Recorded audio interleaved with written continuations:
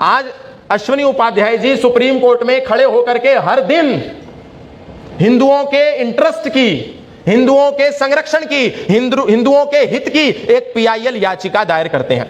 क्यों करते हैं? क्या मिलेगा इससे? विष्णु शंकर जैन हर दिन एक मंदिर को खोज करके लाते हैं कि यह फलानी मस्जिद है संभल की और इस मस्जिद के नीचे हिंदुओं का मंदिर है, इसको हमें बचाना है। क्यों करते हैं? क्योंकि वो जानते हैं कि मंदिरों का संरक्षण ही हिंदुओं के संरक्षण का कारण बनेगा, इसलिए वो इस कार्य को करते हैं। और ऐसे अनेक लोग, लगभग 10-15 लोग इस पूरे देश में कर रहे हैं।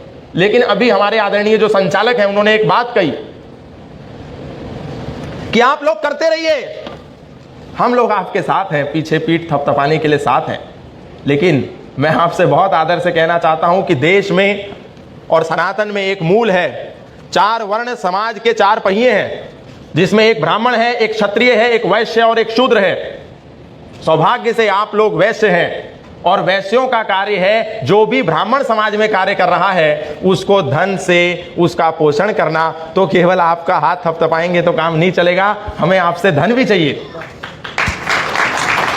क्योंकि धर्मस्य मूलम किम, धर्मस्य मूलम अर्थः, अर्थ नहीं होगा तो धर्म काम नहीं चलेगा। बहुत सारे लोग आते हैं और कहते हैं अश्विनी जी हम आपके बहुत बड़े फैन हैं, हम आपको बहुत सुनते हैं, हमें आपके साथ फोटो खिंचाना है। लेकिन अश्विनी जी के साथ फोटो खिंचाने से अश्विनी जी का जो एजेंडा है खुद के लिए नहीं है, समाज के लिए है, राष्ट्र के लिए है, देश के लिए है, धर्म के लिए है, संस्कृति के लिए है। केवल सेल्फी खिंचाने से वो एजेंडा पूरा नहीं होगा। और मेरा एक ही स्वार्थ है, एक ही हित है। हम देखते हैं अभी आदरणीय डॉक्टर साहब ने बहुत सारी बातें कही और हर दिन हम इंस्टाग्राम पर सुनते हैं, यूट्यूब पे सुनते हैं, फेसबुक पर सुनते हैं, कोई आता है और बोलता है कांग्रेस ने ये किया, कांग्रेस ने वो किया, फलानी पार्टी ने ये किया, पूर्व में जो सरकारें थी उन्होंने ये किया। लेकिन उन्होंने क्या किया? अपने एजेंडे को पुष्ट करने के लिए उन्होंने भारत में जब उनकी सरकारें थी उन्होंने कानून मंत्री किसको बनाया? सुप्रीम कोर्ट के जो सबसे अव्वल दर्जे के वकील थे कपिल सिब्बल, वैसे लोगों को उन्होंने कानून मंत्री के पदों पर बिठाया। पी चिदंबरम जैसे जो अव्वल दर्जे के वकील थे, सबसे देश के प्रबुद्ध और महंगे वकील थे, वैसे लोगों को उन्होंने कानून मंत्री बनाया। और आज की सरकारों को यदि देखें तो कानून मंत्री ऐसे ऐसे लोगों को बनाया जिसको कानून की कोई जानकारी नहीं है।